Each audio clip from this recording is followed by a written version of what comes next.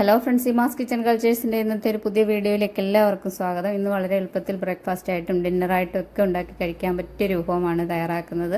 ബാച്ചിലേഴ്സിനൊക്കെ വളരെ പെട്ടെന്ന് മടിയൊക്കെ പിടിച്ചിരിക്കുമ്പോൾ നമുക്ക് വളരെ പെട്ടെന്ന് ചിക്കനൊക്കെ ഫ്രിഡ്ജിൽ ഇരിപ്പുണ്ടെങ്കിൽ നമുക്ക് പെട്ടെന്ന് റെഡിയാക്കി എടുക്കാം.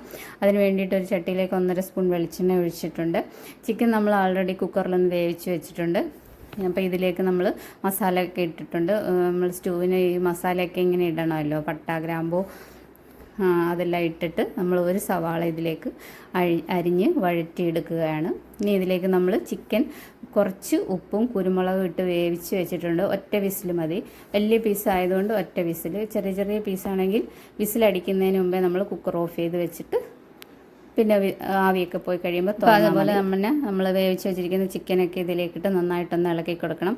അതേപോലെ നമ്മൾ സ്റ്റൂവിന് വേണ്ട ഉരുളക്കിഴങ്ങും പിന്നെ ക്യാരറ്റും ഒക്കെ നമ്മൾ വേവിച്ച് വെച്ചിട്ടുണ്ട്. അതാണ് ഞാൻ പറഞ്ഞത്, വളരെ എളുപ്പത്തിൽ നമുക്കിത് തയ്യാറാക്കാവുന്നത്. നമ്മൾ ചിക്കനും വേവിച്ച് വെക്കണം, ക്യാരറ്റും ഉരുളക്കിഴങ്ങും പച്ചമുളകും ഇട്ടൊന്ന് വേവിച്ച് വെച്ചിരിക്കണം. അതിനകത്ത് ഞാൻ സവാള അരിഞ്ഞിട്ടിട്ടുണ്ടായിരുന്നു.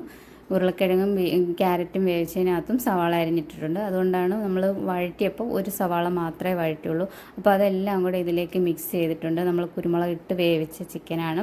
അതുകൊണ്ടാണ് ഞാൻ പറഞ്ഞ ബാച്ചിലേഴ്സിന് വളരെ പെട്ടെന്ന് തയ്യാറാക്കാം. ചിക്കനും ഒന്ന് കുക്കറി വേവിക്കണം, ഈ ഉരുളക്കിഴങ്ങും ക്യാരറ്റും ഒന്ന് കുക്കറി വേവിച്ച് വെച്ചാൽ വളരെ എളുപ്പം നമുക്ക് പെട്ടെന്ന് ടപ്പേന്ന് തയ്യാറാക്കാം. ഇതെല്ലാം കൂടെ നന്നായിട്ടൊന്ന് ഇളക്കിയൊക്കെ കൊടുത്തതിന് ശേഷം അത് തിളച്ച് വരുമ്പോൾ നമുക്ക് തേങ്ങാപ്പാൽ ചേർക്കാം. നമ്മൾ തേങ്ങാപ്പാലിൻ്റെ 1-ാം പാല് തന്നെ ആദ്യമേ അങ്ങ് ചേർക്കുകയാണ്. സാധാരണ നമ്മൾ സ്റ്റൂ വെക്കുമ്പോൾ ചിക്കനൊക്കെ 2-ാം പാലിൽ വേവിച്ചിട്ട് അവസാനമാണല്ലോ നമ്മൾ 1-ാം പാൽ ഒഴിക്കുന്നത്. ഇത് നമ്മൾ എല്ലാം കുക്കറിലൊക്കെ വേവിച്ച് വെച്ചത് കൊണ്ട് നമ്മൾ 1-ാം പാൽ തന്നെ അങ്ങ് ഒഴിക്കുകയാണ്. 1-ാം പാലും കൂടെ ഒഴിച്ച് നന്നായിട്ടൊന്ന് ഇളക്കി, കുരുമുളക് എരിവൊക്കെ കുറവാണെങ്കിൽ ഒരല്പം കുരുമുളകും കൂടി ഇട്ട് ഒരല്പം ഗരം മസാലയും കൂടെ നമ്മൾ ഇറക്കാൻ നേരത്തെ ഇടണം. നമ്മൾ ആദ്യമേ പട്ട, ഗ്രാമ്പൂ അങ്ങനെ ഏലക്കയൊക്കെ ഇട്ടിട്ടുണ്ട്.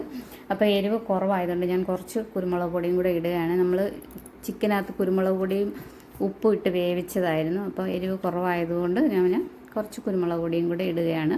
പിന്നെ നമ്മൾ 1 സ്പൂൺ കോൺഫ്ലവർ ഒന്ന് കലക്കി ഇത് ചാറൊന്ന് കുറുകാൻ വേണ്ടി ഒഴിക്കുകയാണ്. കോൺഫ്ലവർ ഇല്ലെങ്കിൽ നമുക്ക് കുറച്ച് 1 സ്പൂൺ മൈദാമാവ് കലക്കി ഒഴിച്ചാലും മതി. എന്നിട്ട് പിന്നെ കുറച്ച് മല്ലിയിലയൊക്കെ ഇട്ടു. ഇത്രയേ ഉള്ളൂ, എളുപ്പം നമുക്ക് തയ്യാറാക്കാം. അതുകൊണ്ടാണ് ഞാൻ പറഞ്ഞത് ബാച്ചിലേഴ്സിനൊക്കെ പെട്ടെന്ന് തയ്യാറാക്കാൻ പറ്റുമെന്ന്. നമ്മൾ ചിക്കൻ ഒരല്പം ഉപ്പും കുരുമുളകും ചേർത്ത് ഒറ്റ വിസിൽ കേൾപ്പിച്ച് വേവിച്ച് വെക്കുക. അതേപോലെ ഉരുളക്കിഴങ്ങും ക്യാരറ്റും പച്ചമുളകും സവാള അരിഞ്ഞതും ഒറ്റ വിസിൽ കേട്ടാൽ മതി. ഉരുളക്കിഴങ്ങ് അത്ര വലുതായിട്ടൊന്നും അരിയണ്ട, ഒരു മീഡിയം സൈസിൽ അരിഞ്ഞ് നമ്മൾ ഒറ്റ വിസിൽ കേട്ടിട്ട് ആവിയെല്ലാം പോയിട്ടേ തുറക്കാവുള്ളൂ. അപ്പോഴത്തേക്ക് ഉരുളക്കിഴങ്ങും വെന്തിരിക്കും. ബാക്കി നമ്മൾ ഇത് കിടന്ന് ഇത് വെന്തോളും.